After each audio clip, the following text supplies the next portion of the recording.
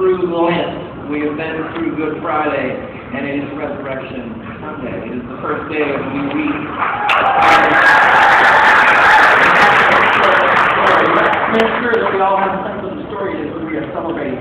In Luke 24, on the first day of the week, very early in the morning, the women took the spices they had prepared and went to the tomb. The men were sleeping in.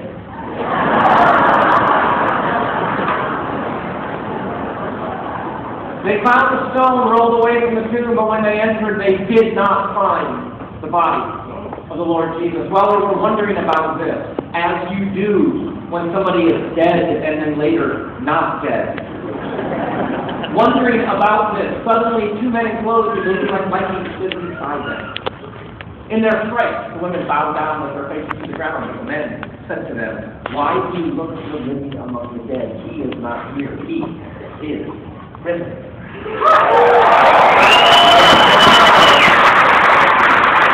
Number one human experience, I know for me, and I assume for you, and for billions of others, when people are dead, they generally stay dead.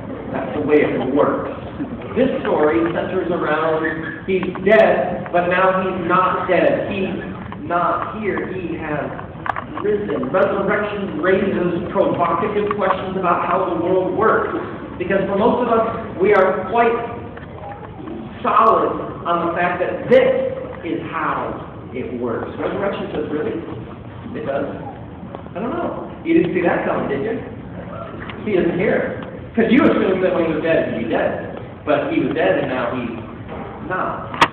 So what else does this mean? The rug has been pulled out from underneath the death sort of belief. What else is in there? He isn't here. Now, when we talk about resurrection, he isn't here. He has been resurrected. When we talk about resurrection, let's make clear what resurrection is. Because for some, perhaps you can say it like this. Sometimes resurrection gets confused with what happens after dying.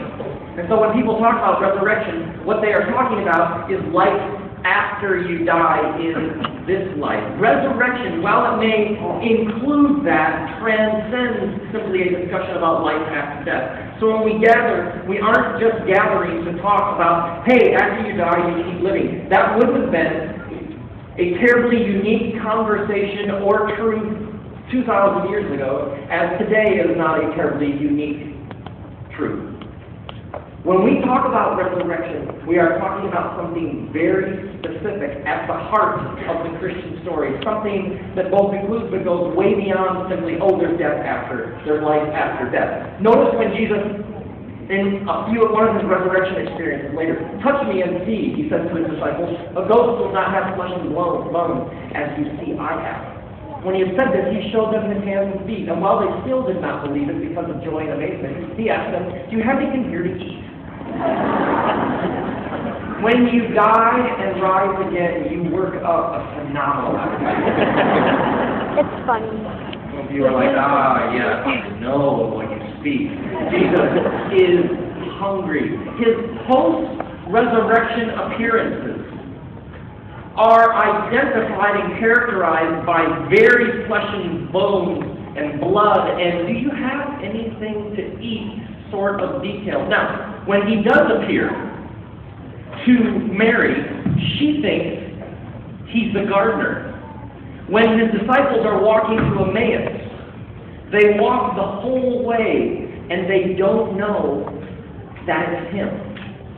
When he stands among them, it is not until he gives thanks and breaks the bread that they recognize him. So when you hear somebody say, no, it's a literal bodily resurrection, it has to be, well, okay, we'll go with you on that, but it's a different sort of physicality because the people who were with him the most and knew him the best do not recognize him at first. Are you with me? So whatever it is some sort of new, transformed physicality. They do not know it's him until he speaks, Mary, I'm not the gardener. Mary. Then she knows it's him. So the disciples on the road to Emmaus, it isn't until later that they realize we walked the whole way. So apparently he was able to carry on conversations in which they still couldn't tell it was him until later. And then they're like, oh, we're it is some sort of new, transformed, and yet at the same time, physicality. This is key. Resurrection does not mean disembodied evacuation to some other place.